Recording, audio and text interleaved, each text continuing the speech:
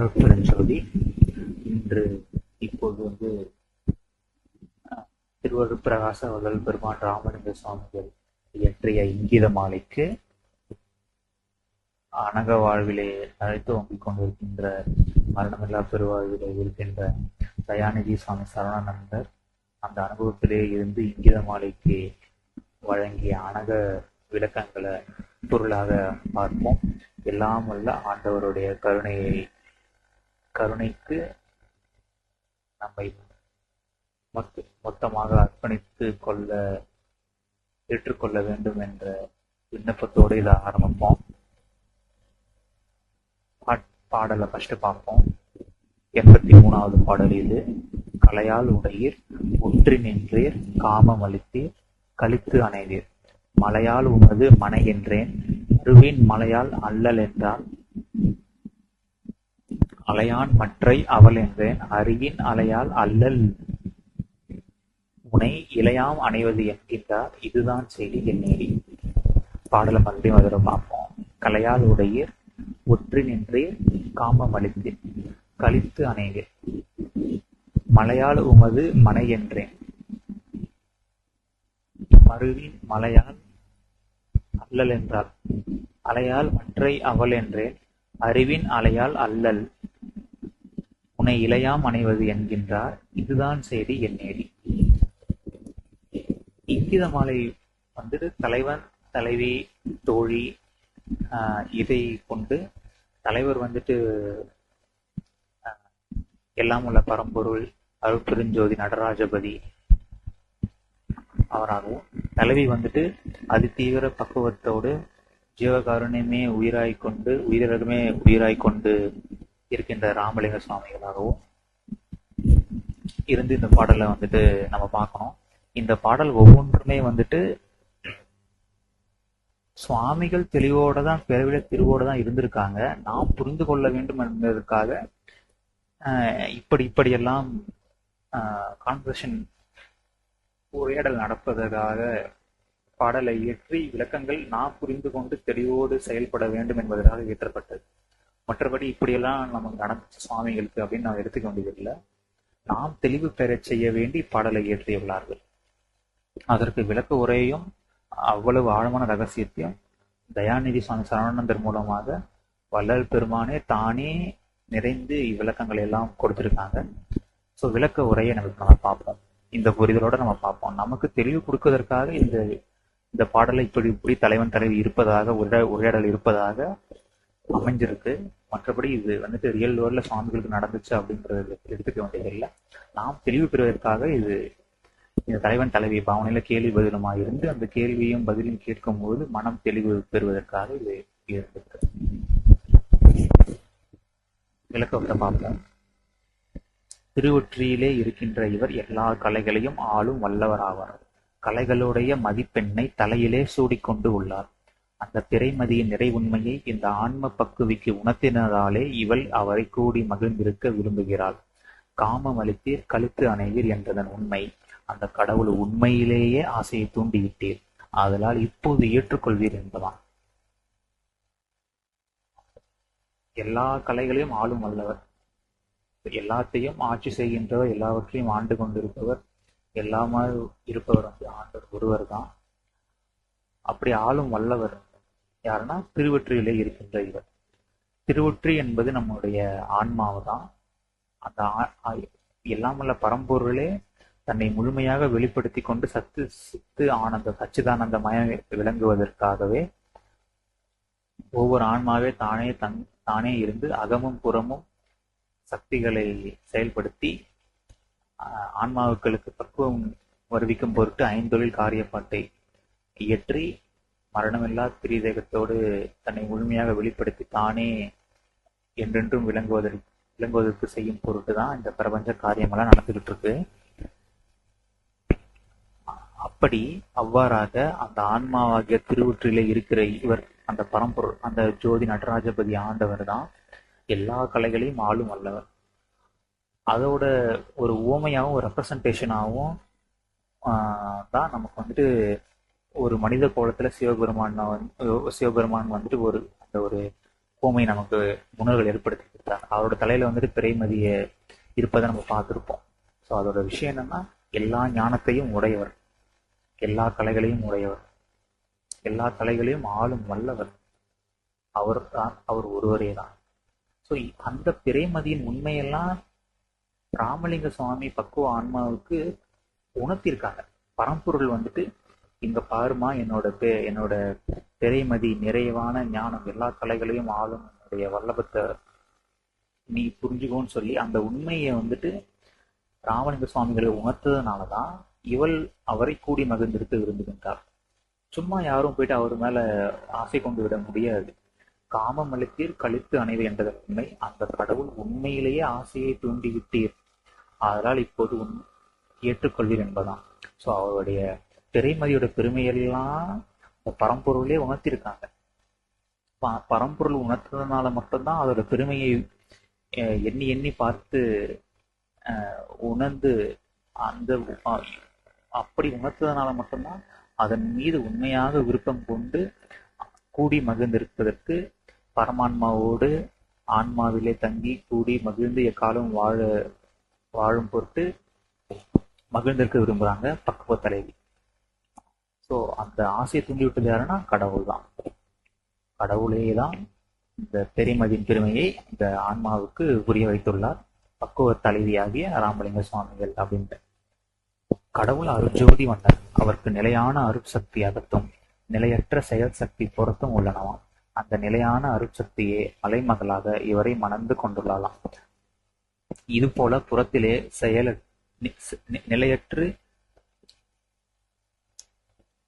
அலையலாக பாய்ந்து கொண்டிருக்கும் செயல் சக்தியும் இவரை மாலையிட்டுள்ளார்.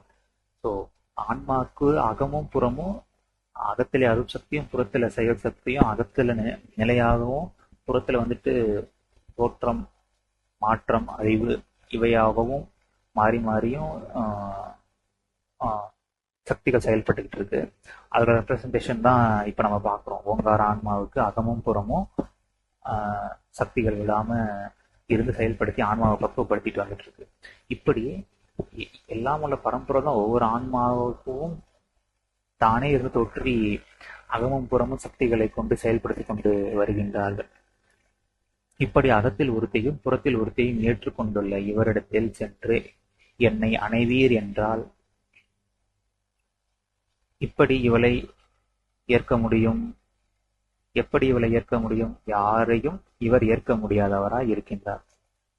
ஸோ இப்படி அவரே ஆன்மாவும் அகமும் புறமும் சக்திகளை கொண்டு இயங்கிட்டு இருக்காரு. இப்படி இருக்கும்போது யாரு போயிட்டு மூணாவதெல்லாம் யாரை இவர் எப்படி ஏற்றுக்க முடியும்? யாரேனும் அப்படி இடையில புகுந்தால் அந்த மலையால் மலை போன்று சிலையாக பேசாமல் இருக்க மாட்டார். அது போன்று அலையால் அறிந்தாலும் இடையூற்றோரை விட்டு அலைந்து கொண்டிருக்க மாட்டார். ஆகவே ஆண்டவர் இந்த தலைவியை மூன்றாம் ஆளாக ஏற்க முடியாத நிலையிலேயே இருக்கின்றார் என்பது உண்மையே. பெருமதியோட பெருமையை உணர்த்தி இருந்தாரு, ஆசை தூண்டி விட்டாரு. அதனால தலைவி கேட்கிறாங்க, என்னை கூடி கழித்து மகிழ்ந்திருங்கன்னு சொல்லி. ஆனா ஆண்டவர் வந்துட்டு அவருடைய தன்னைத்தானே முழுமையாக வெளிப்படுத்தி கொண்டு சச்சிதானந்த மயமாய் தயானந்த மயமாய் வெளிப்பட்டு விளங்குவதன் பொருட்டு பிரபஞ்ச காலத்தை ஏற்றும் பொருட்டு எல்லா ஆன்மாவை தோற்றியிருந்து அகமும் புறமும் சக்திகளை கொண்டு விளங்கி கொண்டிருக்கின்றார். அவரால் மூன்றாவது ஆளாக யாரும் ஏற்க முடியாது. இப்படி இருந்து கொண்டுள்ள இவர் ஏனோ கலைமதியை தலையில் அணிந்துள்ளதை காட்டி தலைவியை தன்மேல் நீங்கா காதல் செய்ய கொள்ளச் செய்தார். இவளும் ஏன் இப்படி அவரை அடைய பரிதவித்துக் கொண்டிருக்கிறார்? உண்மையை உள்ளபடி தெரிந்து கொண்டால் ஐயங்கள் எல்லாம் நீங்கும். குற்றம் குறை எங்கும் இல்லை. நல்ல முடிவுக்கே தோற்றுவிக்க பெற்றுணவாய் தெரியலாகும். அருள் கொண்டு தெளிவு பெறும். இப்படி ஏத்துக்க முடியாதுன்னா அப்புறம் ஏன்பா ஒரு பக்குவ தலைவிக்கு வந்துட்டு பக்குவப்பட்ட ஆன்மாவுக்கு வந்துட்டு தன்னோட உண்மையெல்லாம் பிறைமதியினுடைய பெருமையெல்லாம் உணர்த்தி புரிய வச்சிங்க? அப்படி புரிய வச்சதுனாலதான் அவர் வந்துட்டு உங்களுக்கு மாலை இடணும், உங்களை கழித்து கலந்து கொள்ள வேண்டும், கழிப்போடு என்றும் வாழ வேண்டும்னு விரும்புறாங்க. அப்படி ஏத்துக்க முடியாதுன்னா ஏன் வந்துட்டு நீங்க அதை செய்ய வச்சாரு ஆண்டவர் அப்படின்னு ஒரு கொஸ்டின் இருக்கும். ஆமால்ல, கரெக்டு தானே? ஏத்துக்க முடியாதுன்னா ஏன் அந்த தலைவிக்கு தன்னோட தன்னுடைய பெருமையெல்லாம் புரிய வைக்கணும்? ஏன் அதை ஆண்டவர் செஞ்சாரு? தேவையில்லாம செஞ்சுட்டாரோ அப்படின்னு நம்ம பல ஐயங்கள் வருது. ஆனா அது எல்லாத்துக்கும் குற்றம் குறை எதுவும் இல்லை, அருள் கொண்டு இப்ப தெளியலாம் அப்படின்னு சொல்லி சுவாமிகள் ஃபர்தரா நம்ம கூப்பிடுறாங்க. தொடர்ந்து இதை படிங்க, தொடர்ந்து பார்ப்போம் வாங்கன்னு சொல்றாங்க. ஆன்ம உற்றியில் உள்ள ஆண்டவர் அருள் ஒளி வண்ணமாய் அகமும் புறமும் நிறைந்து இருக்கின்றார். அக்கடவுளை உள்ளபடி அறிய அடைய மற்ற எவராலும் முடியவே முடியாது என்பது உண்மையாம். ஸோ ஆன்ம ஒற்றியிலே ஆண்டவர் தான் அருள் ஒளி வண்ணமா இருக்காரு. அந்த கடவுளை உள்ளபடி அறியவும் அடையவும் எவராலும் எந்த காலத்திலும் முடியாது. அவரை தெரிஞ்சுக்கவும் முடியாது, தெரிஞ்சுக்கிட்டதான் அடையவே முடியும். அவரை அடைய முடியாது. யாரால முடியாது? யாராலையும் முடியாது. எப்ப முடியாது? எந்த காலத்திலும் முடியாது. ஸோ எப்பவும் முடியாது, யாராலையும் முடியாது, எந்த காலத்திலும் முடியாது, தெரிஞ்சுக்கவும் முடியாது, அடையவும் முடியாது. அப்படி அக்கடவுள் அப்படி தனியனாகவே என்றும் இருந்து கொண்டுள்ளார். அவர் தனியன். அக்கடவுளை உள்ளபடி யாராலையும் அறியவும் முடியாது, அடைய முடியாது. எந்த காலத்துல முடியாதா? எந்த காலத்திலும் முடியாது. என்னாலதான் முடியாதா? உங்களால முடியாதா? யாராலையும் எந்த காலத்திலையும் அறியவும் முடியாது, அடையவும் முடியாது. அப்படியானால் இப்போது நாமும் நம்மை சூழ்ந்துள்ள மகா பிரபஞ்சமும் அதன் விளைவினால் ஏற்பட்டுள்ள நம்ம அறிவு விளக்கமும் இதனால் ஆன்ம கடவுள் ஞானமும் ஏன் தோற்றுவிக்கப்பட்டுள்ளன என்பதை பற்றி சிந்திக்க வேண்டும். அப்படின்னா யாரும் போயிட்டு அவரை அடைய முடியாதுன்னா எதுக்கு போய் இந்த பிரபஞ்ச காரியப்பாடு, அப்புறம் எதுக்கு இந்த ஞானம், எதுக்கு இந்த கேள்வி பதிலாம் அப்படின்னு சொல்லி சிந்திக்கணும்னு சொல்லி சாமி சொல்றாங்க. சிந்திங்க, உண்மையில யோசிங்க. அவர் யாரும் அடைய முடியாது, அறிய முடியாது, எந்த காலத்திலும் முடியாது, யாராலையும் முடியாது, கொஞ்சமும் முடியாது, அறியவும் முடியாது, கொஞ்சம் கூட புரிந்து கொள்ள முடியாது, அடையவும் முடியாது, உள்ளபடி அவரை அறியவே முடியாதுன்னு சொல்லி சாமிகள் சொல்றாங்க. இப்படி இருக்கும்போது அப்புறம் ஏன் இதெல்லாம் யோசிக்கணும், கேள்விகளை கேட்கணும், சிந்திக்க வேண்டும் சொல்றாரு. அக்செப்ட் பண்ணிக்காதீங்க, இதை பத்தி நீங்க யோசிங்க. ஹோம்ஒர்க் கொடுக்குறாரு சாமி நமக்கு. சிந்திக்க வேண்டும். ஒன்றான அருட்ஜோதி ஆண்டவர் தான் தன் முழு இயல்போடு வெளிப்பட்டு விளங்குவதற்கு என்றே யாவும் புரிந்து கொண்டுள்ளார். ஸோ இதுதான் அதுக்கான ஆன்சர். ஸோ அவர் ஒருவரை தான் தன் முழு இயல்போடு வெளிப்பட்டு விளங்க வேண்டும் சொல்லி சச்சிதானந்த மயமாய் விளங்க வேண்டும் என்றென்றும். அதனால தான் இதெல்லாம் புரிஞ்சுக்கிட்டு இருக்காரு. அவர் ஒருவரே ஆன்ம கோடிகளின் அகத்தும் புறத்தும் நிலைத்த அருளாற்றலாயும் நிலையற்ற புறத்தோற்ற மாற்றங்களோடும் திகழ்கின்றார். ஸோ அவர் ஒருவர் தான். நம்ம யாரும் பார்க்குறோம், ஸ்கூல் படிச்சிருப்போம், காலேஜ் படிச்சிருப்போம், இப்போ வேலைக்கு போயிட்டு இருப்போம், பிஸ்னஸ் பண்ணியிருப்போம், ஃபேமிலி ரன் பண்ணிட்டு இருப்போம், ஃபேமிலி ஒரு ஆளாக இருப்போம், நமக்கு வெவ்வேறு ரோல்ஸ் இருக்கும். இவங்கள பார்க்குறோம், அவங்கள பார்க்குறோம், சிட்டிஸ் பார்க்குறோம், வில்லேஜஸ் பார்க்குறோம், மேலே சன்னு 3 பிளானட்டரி சிஸ்டம் பார்க்குறோம், ஆட்டமிக் பார்ட்டிகல்ஸ் கொண்டு நோக்குறோம், கண்ணால் பார்க்குறோம், சிலது உணர முடியுது. இப்படி அவர் ஒருவரே தான் ஆன்ம கோடிகள் அகத்தும் புறத்தும் நிலையற்ற புறத்தோற்ற மாற்றங்களோடும் இருக்கிறதும் அவர் தான்.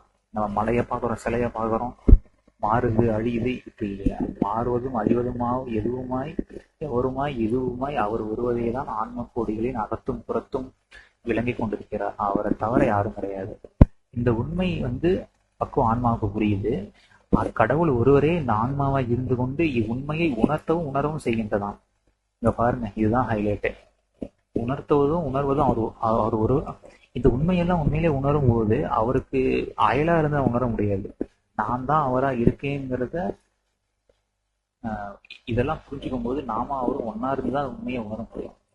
உணர்ந்த பக்குவ ஆன்மா அவ்விறைநிலையில் கூடி எப்போதும் இன்பில் வாழ மிகவும் விரும்புகிறது. எவ்வளவு விரும்பினாலும் இறைமய வாழ்வு இந்த ஆன்மாவுக்கு கிடைக்காமல் உள்ளது. அந்த தலைவர் ஒருவரை தான் அப்படி இயல்பாக இருப்பதால் மனிதன் அவரை போல் ஆகி இருந்து கொண்டு வாழ வேண்டும். தான் வேறா இல்லை என்றும் அவரே தானாய் இருப்பது உண்மை என்றும் தெரிந்தன. எவ்வளவு முயன்றாலும் இந்த ஆன்மாவுக்கு இறைமய வாழ்வு கிடைக்காது. ஏன்னா அப்படி இருப்பது அவருக்கு தான் இயல்பு. அப்போ மனுஷனை செய்ய வேண்டியது என்னன்னா, தான் அவருக்கு அயலா இல்லைன்றத ஃபர்ஸ்ட் தெரிஞ்சுக்கணும். தெரிஞ்சுட்டு அலங்கார போதம் அருளில் புகழடைந்து நிற்பதோடு அருளின் செயலே புறமாய் கண்டு அச்செயல் அறாது புரிந்து கொண்டு வாழ பழக வேண்டும். இது இந்த 4 பாயிண்ட் பாருங்க. அகங்கார போதம் நம்ம ஈகோ பேஸ்ட் ஆக்ஷன்ஸ்லேயே தான் இருந்திருப்போம், ஈகோ பேஸ்ட் கான்சியஸ்னஸ்ல தான் இருக்கும்.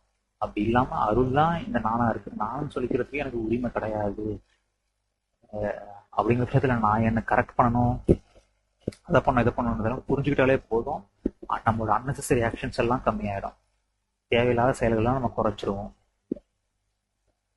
ஸோ அதுதான் அகங்கார போதமற்றுன்றது. நம்மளால முடிஞ்சதை செய்யுது. உண்மையிலேயே அகங்காரம் போதமற்று என்பது அவரோட ஞானம் நமக்கு விளையும் போதுதான் தெரியும். இப்போதைக்கு செய்ய வேண்டியதுதான் இந்த சாமி சொல்றாங்க. உபாய ஞானத்தை கொடுக்குறாங்க.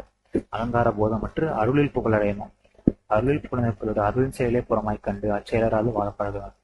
அகமும் புறமும் இருக்கிறது ஆண்டவர் தான். நம்ம பார்க்குற அம்மா, அப்பா, தம்பி, தங்கை, அக்கா, அண்ணன், ஃப்ரெண்ட்ஸு, சொந்தக்காரன், lover, wife, children, grandparents, grand kids,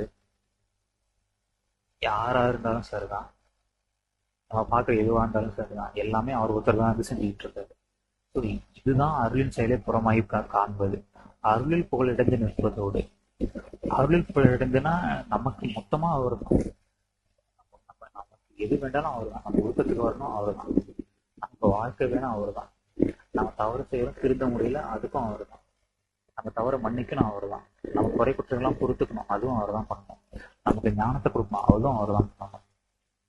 நம்ம தூய்மைப்படுத்திக்கணும், அதுக்கும் அவர் தான் ஹெல்ப் பண்ணணும். ஸோ எதுக்குமே அவர் தான் நம்ம புகழ் அடையணும். அவரையே துணையான கொள்ள. அதுதான் அருளில் புகழ்ந்து நிற்பதோடு. அலங்கார போதமற்று அருளில் புகழ்ந்து நிற்பதோடு அருளின் செயலே புறமாய் எதுவுமாய் எவருமாய் காண வேண்டும். அவன் இவன்றதை விட ஆண்டவரே இப்படி இவளா இவனா இதுவா இருந்து எனக்கு இன்னைக்கு இந்த அனுபவத்தை கொடுத்துருக்காங்கன்ற பார்வை வழக்கத்தை ட்ரை பண்ணணும். அப்படி இருந்துகிட்டே அவரு எல்லா காலத்திலையும் எல்லா சர்வஜீவ தயாபரரா இருக்கின்றார் நம்ம பார்த்திருப்போம். சாமிகள் ராமலிங்க சாமி சொல்லியிருப்பாங்க. அப்படி இருப்பதொரு செயல் யாராவது புரிந்துகிட்டே இருக்காரு. நாமும் அவர் வண்ணமா இருக்கிறதுனால நம்மளும் இடையரால் தயவு செயலில் புரிஞ்சுக்கிட்டே வரணும். இப்படி தான் என்ற தற்போதம் போய் அவராகவே வாழ்ந்தால் தான் அகப்புற சக்திகள் இரண்டும், ஸோ அகமும் புறமும் இருக்கிற சக்திகள் இரண்டும் சுத்த ஞான சுத்த தேகமாய் கொண்டு விளங்கமாகும். ஸோ அகத்தில் இருக்கிறது ஞான தேகமாகவும் புறத்தில் இருக்கிறது சுத்த தேகமாகவும் கொண்டு விளங்கும்.